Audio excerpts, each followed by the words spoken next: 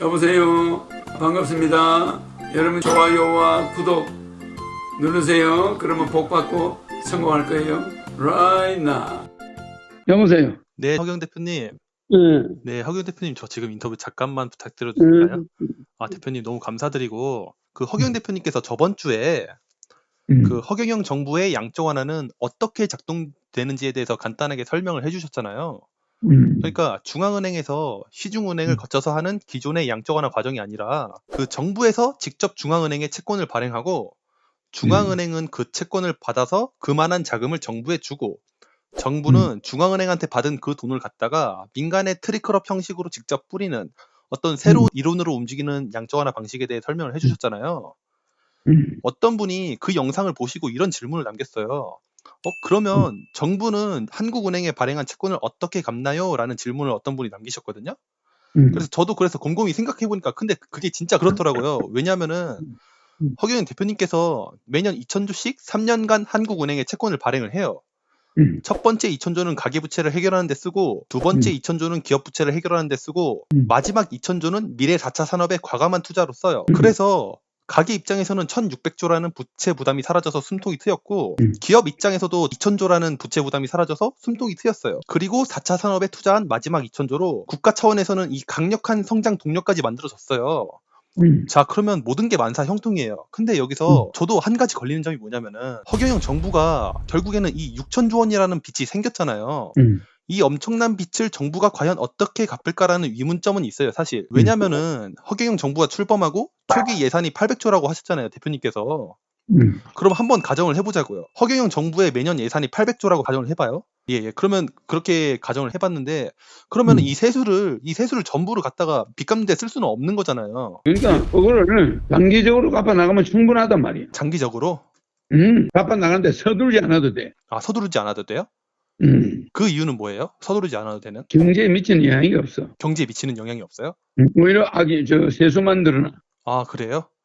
그리고 기업들이 살아. 대표님. 내수 경제가 확 살아나. 예, 대표님 그 정부가 중앙은행에 빚을 천천히 갚아도 되는 그 이유가 뭐예요? 서로 이자가 없다 이 말이야. 이자가 없어요? 한국은행에서 우리가 그 돈을 받을 때 그거는 특수자금, 국가를 위한 자금에서 한국은행에서 무이자로 받는. 그러면 아무 문제가 없어요. 무이자로 받으시는 거예요?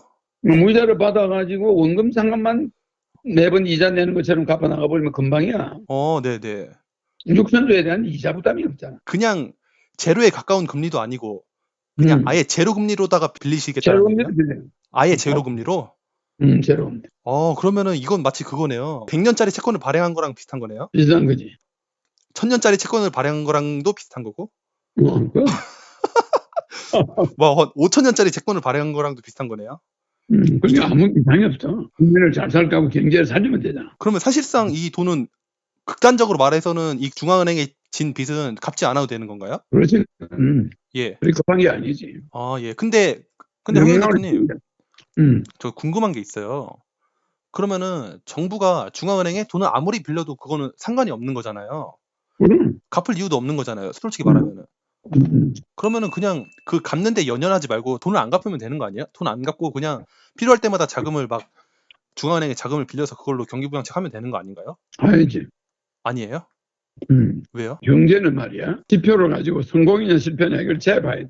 A라는 자금이 들어갔으면 B라는 결과가 있어야 돼. 그래서 경상수지 흑자를 내야 된다니까. 무역수지는 오르락내리락 하겠지만 경상수지에서 적자가 안 나게 해야 돼. 그럼 경상수지 결과는 항상 내놔야 돼. 수치를. 전 세계에다가. 그러니까 무역 수지가 적자면은 서비스 수지를 흑자로 만들어서 경상수지는 뭐 흑자로 만들어야 되는 거고. 뭐 이런 식으로. 그러니까 금리가 없으니까 경상수지 적자가 아니란 말이야. 마치 해외에서 무상차관을 가져온 것 같아. 우리가 무상차관 가져와 안 가져와 옛날에. 무상차관을 가져와서 포항제철을 만들고 했잖아. 그거 같단 말이야. 이자가 원조 말이야. 대표님 말씀대로라면은 그 현재 일본 정부도 GDP 대비해서 정부 부채가 한 240%인가 그 정도 되는 걸로 알거든요. 우리나라보다 많아요. 예. 양적 완화했으니까. 일본 같은 경우도 그런 방식으로 운행하는 걸로 알아요. 일본 정부가. 그래. 그러니까 국채가 늘어났잖아. 국가 부채가. 괜찮다니까. 선진국이 더 높아. 예. 근데 경제학자들 중에는 일본이 정부 부채로다가 망할 거라고 생각하는 사람들이 많거든요. 안 망해. 안 망해요? 잘못 알고 있어. 경제를 잘못 알고 있는 거야. 그 말이야. 날이 많이 가물이 있잖아. 농작물이 다 죽어가잖아. 그럼 비가 하면 소낙비가 와도 괜찮아. 결천이 한번 넘쳐도. 그가 조금 이슬비 내려봐. 농작물이 말라 죽어가는데 그 자꾸 이슬비 내리면 되겠나? 안 되는 거야. 소나기를 뽑아버려야 돼. 예, 지금은 디플레이션이 엄청나게 심각하니까 양적 완화를 해서 유동성을 엄청나게 공급을 해줘야 된다라는 그런 말씀이죠. 인플레이션이 약간 생길 정도. 개천에 물이 좀 넘치게 해야 돼. 근데 개천에 물 한 번 안 나오게 계속 작은 부으면 되나? 안 돼. 마른 땅에. 그래요. 대표님, 그러면은 이 일본이 굉장히 똑똑한 나라네요. 그럼.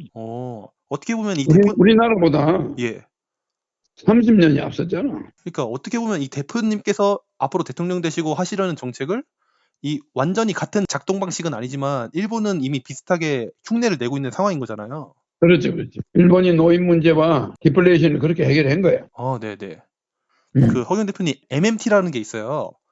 현대 화폐 이론이라는 건데 허경 대표님은 이 현대 화폐 이론은 어떻게 생각하세요? 그런 것이 정상인 거라. 너무 그게 연연하면 안 돼. 현대 화폐 이론 허경 대표님께서는 이게 맞는 이론이라고 보시는 거예요? 그러니까 내 이론과는 다르지만은 하여튼 큰 문제가 없다. 어떤 이론도 내가 가지고 있는 이론에는 접근할 수가 없어. 일반 이론이 아니지. 초월적 이론이야. 초월적 경제 이론이야. 그러니까 이걸 갖다 융합 경제 이론이라고 그래요. 융합 경제요? 이 사람들은 여러분들은 기껏 해봐야 상생 경제밖에 안 돼. 그러니까 이제 통합, 융합, 화합이 통일의 3다 요소거든. 여러분들은 통합 경제 이론, 화합 경제 이론 이런 거야. 그러나 융합 경제 이론은 다르단 말이야. 그래서 통합, 융합, 화합. 그래서 이 통일장 경제 이론이지. 통일장. 이 융합 경제 이론이랑 현재 기존의 경제 이론이랑 어떤 차이점이 뭐예요? 지금 경제 이론은 혼합 경제 이론이지. 예, 어떤 차이점이 있어요? 융합 경제 이론은 지금까지 시도해보지 않은 이론이야. 그러니까 모든 경제가 톱니바퀴처럼 묶여서 제대로 돌아가. 그러니까 초이론적 융합이라는 건 쇠와 금을 섞을 수 있잖아. 쇠와 금을 섞을 때는 열을 가하잖아. 엄청난 고열을 가하는 거야. 그래 그게 섞이잖아. 그러니까 융합의 3대 요소가 뭐야?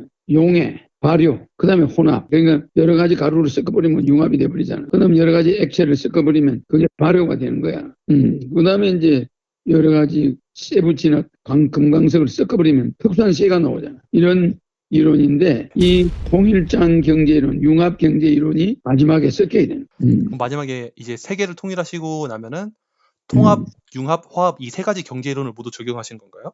그렇죠. 그게 이제 통일 경제 이론이야. 통일장 경제 이론이. 통일 경제 이론이라는 건 막힌 게 없어야 돼. 동으로 하나 서로 하나 다 경제가 아까 말한 트리클 다운과 트리클 업이 융합돼 버려. 아까 말한 트리클 다운 경제 이론이 육천적으로면은 트리클 다운을 하다 보니까 트리클 업이 되는 거야. 매출이 막 일어나. 이게 융합이 일어나 버려. 트리클 다운과 트리클 업이 융합이 일어나는 거야. 지금 경제학자들은 전부 트리클 다운, 트리클 업 일사잖아.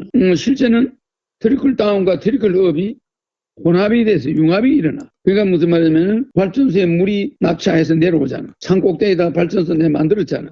양수 발전소라고 그래. 청평에 가면 그 만들어서 박 대통령이 있을 때 전기가 밤에는 남아 돌아간다고. 밤에 물을 끌어올려. 댐에다 넣어놨다가 낮에는 끄집어 내려. 전기가 생겨. 그래? 그래. 그럼 그 전기를 가지고 또 한쪽에서 또 밤에 쓸 물을 끌어올려. 그러면 전기가 항상 남아. 그게 융합 발전소예요. 양수 발전소. 남들이 전기 안 쓰는 밤에는 그 심야 전기로 물을 끌어올려. 낮에 전기량이 부족할 때는 그 물을 낙차를 해가지고 전기를 만들어 공급하는 거예요.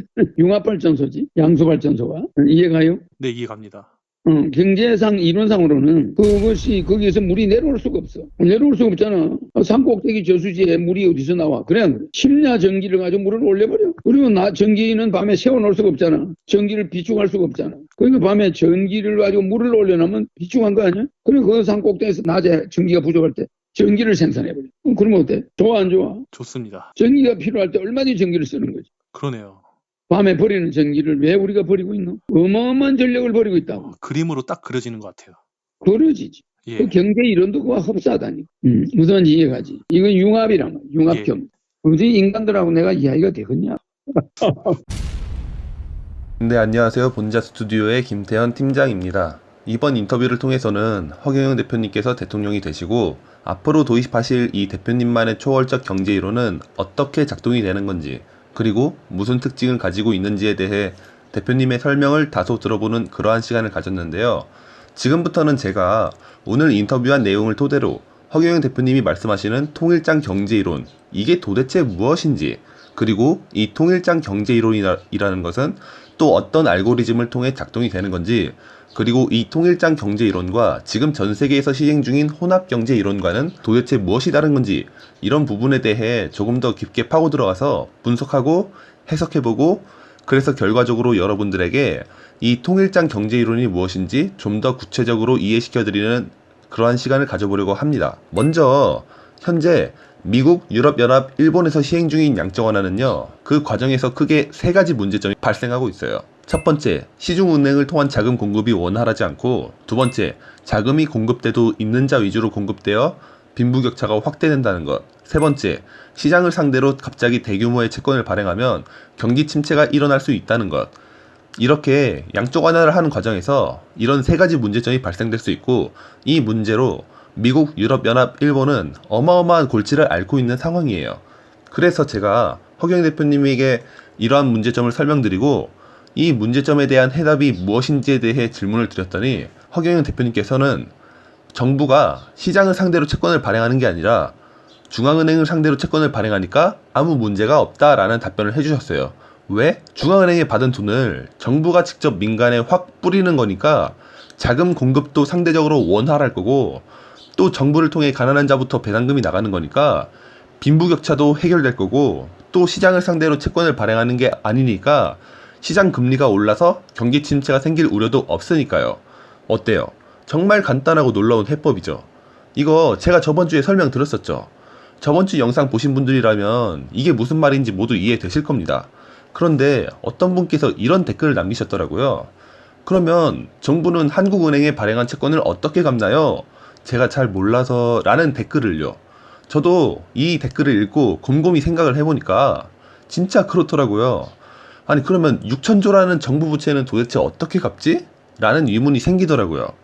허경영 정부가 출범을 하고 매년 2천조씩 3년간 한국은행에 채권을 발행을 해요. 첫 번째 2천조는 가계부채를 해결하는 데 쓰고, 두 번째 2천조는 기업부채를 해결하는 데 쓰고, 마지막 2천조는 미래 4차 산업에 과감한 투자로 써요. 그러니 가계 입장에서는 1600조라는 부채 부담이 사라져서 숨통이 트이고, 기업 입장에서도 2000조라는 부채 부담이 사라져서 숨통이 트였어요. 그리고 4차 산업에 투자한 마지막 2000조로 국가 차원의 강력한 성장 동력까지 만들어졌어요. 그러니까 여기까지 보면 모든 게 만사 형통이에요. 근데 여기서 한 가지 뭔가 답답하고 마음에 걸리는 점이 있어요. 결국에 허경영 정부는 이 중앙은행을 상대로 이 6천조 원이라는 빚이 생긴 거잖아요. 이 엄청난 빚을 정부가 과연 어떻게 갚을까라는 의문점 당연히 생길 수 있잖아요.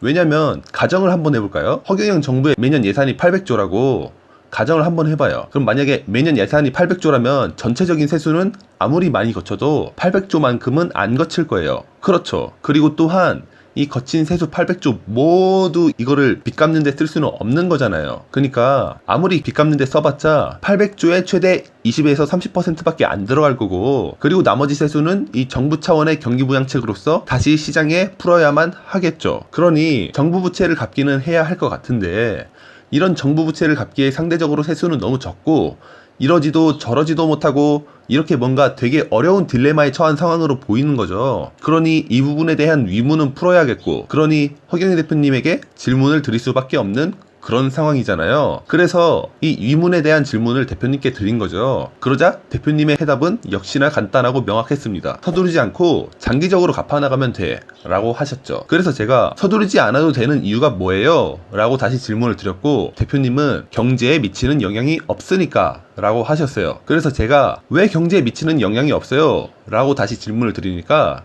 대표님은 이자가 없으니까 라는 답변을 주셨어요. 이자가 없답니다, 여러분. 알고 보니까 진짜 간단하게 풀리는 문제였네요. 그렇죠. 이자가 없으니까 장기적으로 천천히 갚아나가면 된답니다. 제로 금리죠. 제로에 가까운 금리가 아니라 그냥 아예 제로 금리. 뭐 0.1%, 0.05%, 0.01% 이렇게 제로에 가까운 금리가 아니라 그냥 아예 0%인 제로 금리로 빌리는 겁니다. 뭔가 충격적이고 신선하죠. 결국 정부가 중앙은행을 직접 상대할 뿐만 아니라 이자도 아예 안 나가는 이 무이자로 시행하실 예정이시라는 거죠. 정말 충격적이고 혁신적이고 창의적인 이론인데, 이게 그러면 미국, 유럽연합, 일본의 양적 완화 구조랑 얼마나 다르게 작동되는지 지금부터 알려드릴게요. 허경영 대표님의 양적 완화는 정부와 중앙은행 간의 직거래이며 정부의 주도로 민간에 뿌리는 과정이에요. 근데 전 세계가 시행 중인 양적 완화는 시중은행과 중앙은행 간의 직거래이며 시중은행의 주도로 민간에 뿌리는 과정이에요. 또 허경영 대표님의 양적 완화는 제로금리로 거래가 이루어지고 현재 전 세계의 양적 완화는 시장금리로 거래가 이루어지죠. 허경영 대표님의 양적 완화는 정부가 민간에 공짜로 주는 거고 현재 전 세계의 양적 완화는 시중은행이 민간에 빌려주는 거죠. 그렇죠. 자, 여러분 여기서 경제에 대해 빠삭하신 분들은 이쯤에서 뭔가 떠오르는 게 있을 겁니다. 최근 미국과 일본에서 뜨거운 감자로 떠오르는 경제 이론이 있어요. 현대 화폐 이론, 모던 마네터리 티어리, MMT라고도 불리는데요. 화폐의 발권력이 있는 정부는 부채를 늘리며 돈을 무한대로 풀어도 정부 부채로 인한 문제는 생기지 않는다는 거죠. 기존 주류 경제학에서는 정부가 무제한적으로 돈을 풀면 인플레이션도 발생하고 또 정부 부채가 쌓이는 문제로 경제가 파국으로 치닫게 된다고 말을 하는데요. 이 MMT 이론에 따르면 정부 부채가 아무리 쌓여도 인플레이션만 조절하면 아무 문제가 없다고 합니다. 일본을 예시로 들어보죠. 일본은 20년간 지속된 재정적자로 인해서 지금은 GDP 대비 정부 부채가 250% 수준인데도 저물가, 저금리가 유지되는 이상한 현상이 유지되고 있습니다. 즉, 돈을 풀어도 인플레이션이 나타나지 않는다는 특별 예시로 아주 충분하죠. 원래는 정부가 아무리 돈을 더 찍어내고 싶어도 정부의 재정 상태를 고려해야 하는 게 기존의 상식이었어요. 근데 일본은요, 현재 정부의 재정 상태를 전혀 고려하지 않는 이 MMT라는 특이한 형식의 경제 정책을 구사 중입니다. 자, 그럼 이론은 이쯤 됐으니 그만하고 지금부터 일본의 현 경제 상황을 설명을 하면서 이 MMT라는 게 뭔지 좀 더 이해시켜드리는 시간을 가져보겠습니다. 일본은요, 엄청난 정부 부채를 떠안고 있는 것으로 유명합니다. 한국에는 이 일본이 결국 이 정부 부채로 골로 갈 거라고 얘기하는 많은 경제학자들이 존재하죠.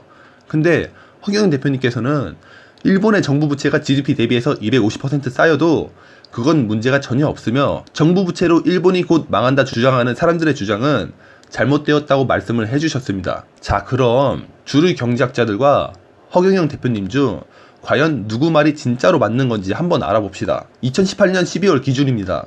일본 정부의 총 부채는 약 1100조엔으로 한국 돈으로 1경 2000조 원입니다. 1980년 50%에 불과했던 GDP 대비 정부 부채 규모가 30년 동안 240%로 2018년까지 190%가 증가했다고 합니다. 근데 이 240%의 부채 중 무려 220% 정도의 부채가 일본 국채로 되어 있거든요. 그래서 여러분들이 더 이해하기 쉽도록 이 일본 국채를 중심으로 간단하게 설명을 드리겠습니다. 그럼 일본 국채 보유자는 결과적으로 어떻게 구성되어 있는지 차트를 같이 한번 볼까요? 일본의 중앙은행이 일본은행이 46.2%의 국채를 보유한 가장 큰 보유자네요. 또한 나머지 일본 국채는 은행, 생명보험, 손해보험, 공적연기금 등 일본 국내의 금융기관들이 보유를 하고 있네요. 그렇죠. 일본 국내의 금융기관들이 저 국채 무슨 돈으로 샀습니까, 여러분? 일본의 국민들이 저축해 놓은 돈으로 산 거죠. 그렇죠. 즉, 간단히 말해서 일본의 금융기관들은 일본 국민이 저축한 자금으로 나머지 대부분의 정부 국채를 사들인 겁니다. 따라서 이 말은 일본 정부 부채의 나머지 52%는 일본 정부가 일본 국민에게 진 빚이라는 겁니다. 자, 그럼 이쯤에서 기사 하나 읽어보시죠. 위 기사를 보면 일본 국민 1인당 약 900만 엔의 빚을 지고 있다고 합니다. 이러한 언론의 주장은 과연 맞는 말일까요? 틀린 말일까요? 결론만 말씀을 드리자면 이 주장은 틀린 말입니다. 잘못된 말이죠. 간단히 말해서 우리나라 한국의 언론들은 이렇게 결론을 내린 겁니다. 일본 정부가 1경 2000조의 빚이 있다. 일본 정부는 일본 국민들로 구성되어 있다. 그러니 일본 국민들은 1인당 평균 9천만 원의 빚이 있다. 라는 결론을 내린 거죠. 여러분, 이 결론이 맞습니까? 아니죠. 아까 보셨잖아요. 일본 국민은 오히려 정부 상대로 돈을 빌려줬고 그걸 받아야 하는 입장입니다. 근데 한국 언론은 일본 국민이 돈을 갚아야 한다고 말하고 있어요. 아예 반대로 잘못 이야기하고 있는 거죠. 그렇죠. 자, 그럼 어쨌든 결론적으로 일본 정부는 중앙은행의 45%라는 엔화 빚을 지고 있고 나머지 55%의 빚은 국민들에게 지고 있네요. 그렇죠. 근데 MMT 이론은요, 정부와 중앙은행은 결국 한 몸이라고 보고 있습니다. 정부가 중앙은행에 1000조 원의 빚을 지고 있어요. 이 말은 중앙은행은 정부 상대로 1000조에 받아야 할 자산이 있는 거죠. 근데 MMT에 따르면 정부와 중앙은행은 결국 한 몸이니까 한쪽은 1000조의 빚, 한쪽은 1000조의 자산, 이 둘은 상충되어 총 자산은 0으로 맞춰지네요. 그렇죠. 정부가 중앙은행에 6000조의 빚을 지고 있어요. 중앙은행은 정부 상대로 6000조 원에 받아야 할 자산이 있는 거죠. 한쪽은 6000조의 빚, 한쪽은 6천조의 자산. 이 둘은 또 상충되어 총 자산은 0으로 맞춰지네요. 그렇죠. 그러면 지금 일본 정부의 상황을 토대로 좀 더 복잡하게 들어가 볼까요? 일본 정부는 중앙은행에 5,500조 원이라는 빚이 있어요. 그리고 일본 정부는 국민들에게 6,500조 원이라는 빚이 있죠. 그래서 일본 정부가 국민들에게 6,500조의 빚을 갚으려고 중앙은행에게 6,500조의 돈을 빌리는 겁니다. 그래서 그 돈을 국민들에게 줘서 갚아버리는 거죠. 그래서 국민들 상대로 한 6,500조 원이라는 빚이 사라졌네요. 그렇죠. 근데 그 대신 일본 정부는 중앙은행을 상대로 1경 2천조 원이라는 빚이 생겼네요. 반대로 중앙은행은 받아야 할 1경 2천조 원의 자산이 있어요. 근데 알고 보니까요, 정부와 중앙은행이 사실상 한 몸이랍니다. 한쪽은 1경 2천조의 빚, 한쪽은 1경 2천조의 자산. 이 둘은 또 상충되어 총 자산은 0으로 맞춰지네요. 그렇죠. 아니 저게 진짜 말이 돼? 라는 의문 충분히 가지실 수 있는데 실제로 이게 가능합니다. 그 이유는요, 현 일본 정부의 부채 99%가 엔화로 이루어져 있기 때문이고, 그 엔화를 일본의 중앙은행은 무한정 찍어낼 수 있기 때문입니다. 역사상 자국 화폐 부채가 쌓여가지고 디폴트를 선언했던 국가 사례는 없습니다. 1998년 러시아는 자국 화폐가 아닌 달러 빚으로 인해 디폴트를 선언했고, 2015년 7월 그리스의 디폴트 역시 자국 화폐가 아닌 달러 빚에 기인한 거고, 최근 5월 23일 아르헨티나의 디폴트 역시 자국 화폐가 아닌 달러 빚에 기인했습니다. 이 디폴트를 선언한 나라들의 공통점이 뭡니까? 달러로 빚졌다는 겁니다. 근데 일본 정부가 가지는 현재 정부 부채의 99%는 달러가 아니라 엔화로 이루어져 있습니다. 이게 바로 엄청난 차이점입니다. 자, 그러면 지금부터 주류 경제학자들이 이걸 어떻게 왜곡 선동을 하는지 예시로 한번 살펴보고 알아봅시다. 다음은 일본이 정부 부채로 망할 거라고 주장하는 대한민국의 한 주류 경제학자가 실제 주장한 발언을 가져왔습니다. 함께 분석해볼까요? 일본 정부 부채가 쌓여서 국가 신용등급이 낮아진다. 신용등급이 낮아지면 기축통화의 지위를 상실한다. 기축통화가 아닌 국가가 화폐를 찍어내면 화폐 가치가 급격히 낮아진다. 인플레이션이 심각해져서 물가가 폭등한다. 경제가 붕괴한다. 자, 보세요. 이게 경제를 잘 모르는 사람이 보기에는 정말 그렇듯하게 보여요. 아, 정부 부채가 쌓이면 국가 신용등급이 낮아지는 건가? 그런가? 그런가 보다. 아, 그리고 신용등급이 낮아지면 기축통화의 지위를 상실하나? 아, 그런가? 그런가 보다. 기축통화가 아닌 나라가 화폐 찍으면 화폐 가치가 급격히 낮아지나? 아, 그런가? 아, 그런가 보다. 그래서 인플레 생기고 물가 폭등해서 경제가 붕괴되나? 잘 모르겠지만 하여튼 유명한 경제학자가 얘기하는 거니까 실제로 이게 맞는 거겠지? 라고 99%의 국민들은 생각하게 되는 겁니다. 근데 이게 하나하나 세부적으로 파고 들어가 보면 이게 하나도 맞는 말이 아니라는 거예요. 자, 보세요. 제가 하나하나 반박을 해볼게요. 첫 번째로, 일본 정부 부채가 쌓여서 국가 신용 등급이 낮아진다? 아니, 정부 부채가 쌓이는데 왜 국가 신용 등급이 낮아집니까? 자, 그럼 세계 3대 신용평가 회사 중 하나인 이 무디스에서 평가하는 신용 등급을 기준으로 제가 반문을 한번 드려볼게요. 지금 일본의 정부 부채는 250%인데 무디스 기준으로 5등급입니다. 근데 이탈리아 정부 부채는 150%인데 무디스 기준으로 9등급이에요.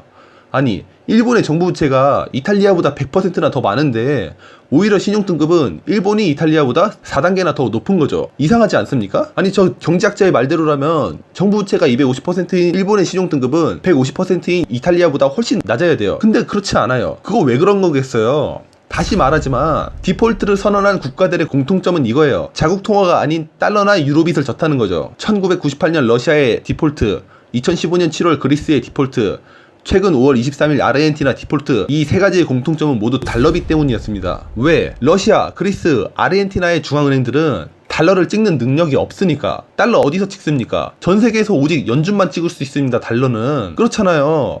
근데 반대로 일본 정부 부채의 99%가 달러로 구성되어 있습니까? 아니잖아요. 엔화로 되어 있잖아요.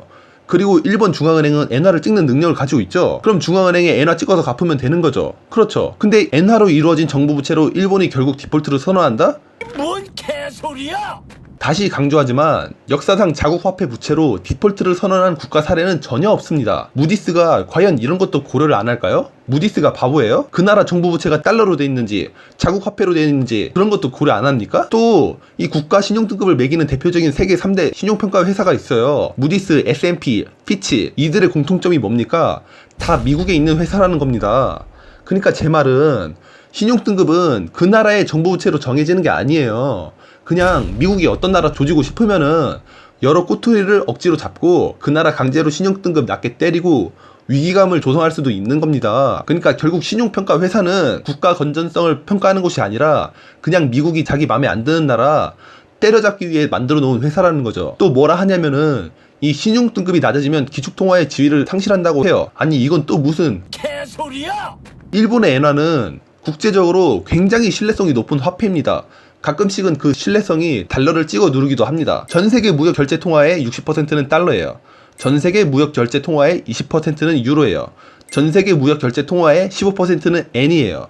그 외 나머지 5%를 파운드, 스위스 프랑, 위안이 나눠가지고 있죠. 여기서 일본 엔화는 전 세계 무역 결제 통화의 15%를 차지하고 있네요. 단일 국가로서 일본은 이 17개 나라의 유럽연합이 힘을 단결하고 만들어낸 유로와 비슷한 비중을 보여주네요. 근데 뭐라고요?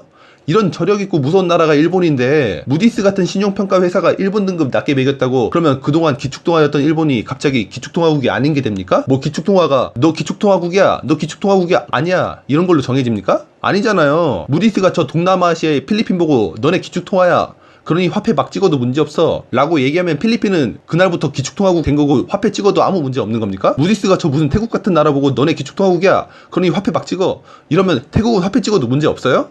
아니 도대체 뭔 소리 하는 거예요 이게. 무디스가 앞으로 일본 대신 필리핀이 기축통화야 라고 말을 하면 전 세계 시장에 퍼진 이 15%라는 엔화가 갑자기 증발하고 그 증발한 15%를 필리핀 페소가 메꿉니까? 아니잖아요. 무디스가 앞으로 일본 대신 태국이 기축통화야 라고 말을 하면 전 세계 시장에 퍼진 이 15%라는 엔화가 갑자기 사라지고 그 증발한 15%를 태국 바시 메꿉니까?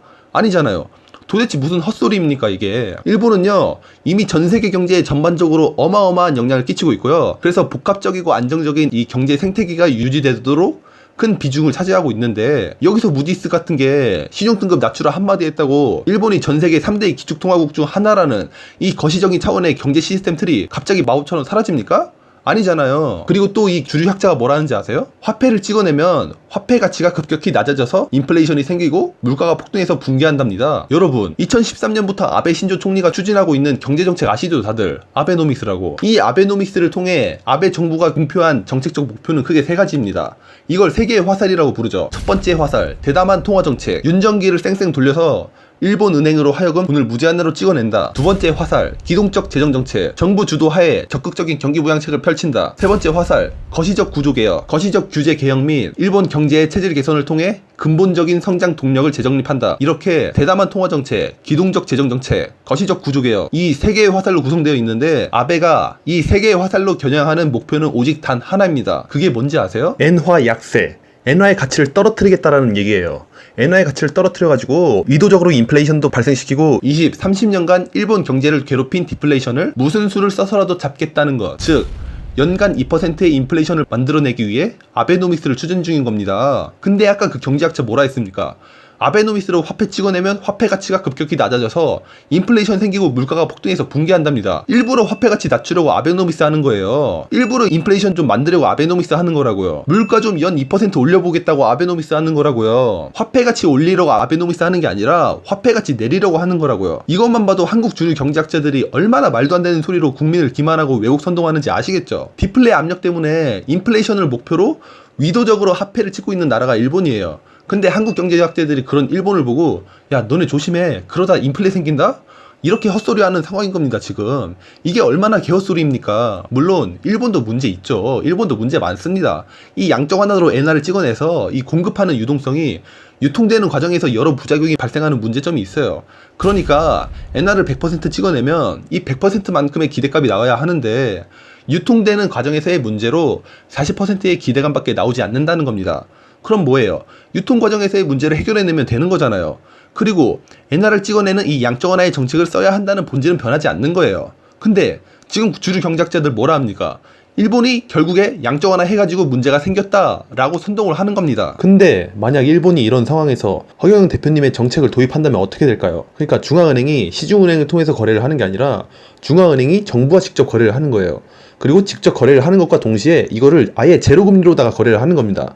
그러면 어떻게 됩니까? 정부가 직접 민간에 뿌리는 거니까 시중은행에 고이는 엔화가 없게 되고 정부가 직접 없는 자들 우선순위로 뿌리니까 빈부격차가 해결되고 또 중앙은행 상대로 직거래를 하니까 시장금리 부작용이 없는 등 모든 문제가 간단하게 해결돼 버리는 겁니다. 거기다 일반적 국채가 아니라 중앙은행을 상대로 하는 무이자 특수채권을 발행하는 거니까 결국에는 정부가 이 빚을 결국엔 갚아야 한다는 그러한 강박관념도 완전히 사라진 거죠. 그러니 엔화를 100% 찍어내니까 그대로 100%의 엔화 약세 효과가 모두 나타나게 되는 겁니다. 물론 이게 꼭 맞다는 말은 아닙니다. 실물 경제 시스템은 훨씬 더 복잡하고 훨씬 더 많은 변수가 존재하겠죠. 그냥 제가 간단하게 여러분 이해하기 쉽도록 비유적으로 설명을 드린 겁니다. 어쨌든 이렇게 같은 이론이라도 누가 어떤 양적 완화로 어떤 과정으로 어떻게 쓰느냐에 따라서 그 결과값은 0%에서 100%까지 천차만별로 달라지는 겁니다. 여러분, 그럼 결과적으로 MMT가 틀린 경제 이론인가요? 아니죠. 이 MMT라는 거시적 차원의 경제 이론은 틀린 게 아니죠. 다만 미시적 차원의 그 양적 완화의 그 종류와 과정과 쓰임새가 틀린 거죠.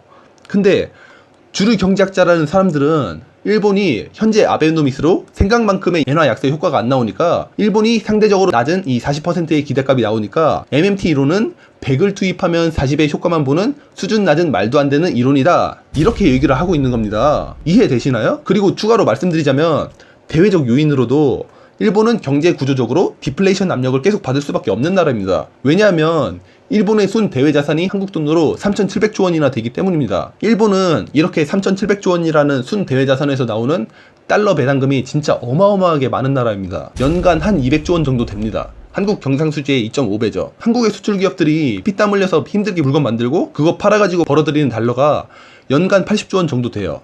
근데 일본은요, 가만히 앉아서 놀고 먹기만 해도 한국 경상수지의 2.5배에 달하는 달러가 쏟아져 들어와요. 이미 이렇게 일본은 대외적으로 수출에 연연하지 않아도 저절로 돈이 들어오는 최신식 경제구조 시스템을 몇십 년 전에 다 갖춰놓은 겁니다. 어쨌든 달러가 이렇게 계속 일본에 무지하게 쏟아져 들어오니까 일본은 당연히 디플레 압력을 받을 수밖에 없어요.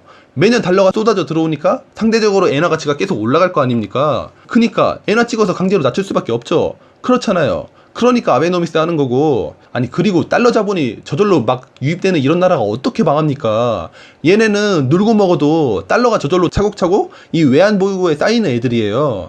근데 그냥 이 250%의 정부 부채가 있다라는 단편적인 정보만을 봐가지고 이 일본이란 나라가 망한다고 어떻게 감히 확신을 하시는 겁니까? 자, 어때요? 느낌 오시죠?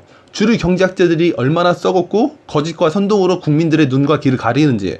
이러한 예시는요, 일본 정부 부채뿐만이 아니에요. 한국을 기준으로 보면 7.10 부동산 대책부터 뭐 금융실명제, 상속세, 지방자치제, 규명납법 등등 이 정부에서 말로는 이 경제를 살린답시고 저딴 법을 만들었는데 실제로는 이게 경제를 죽이는 압법들이에요.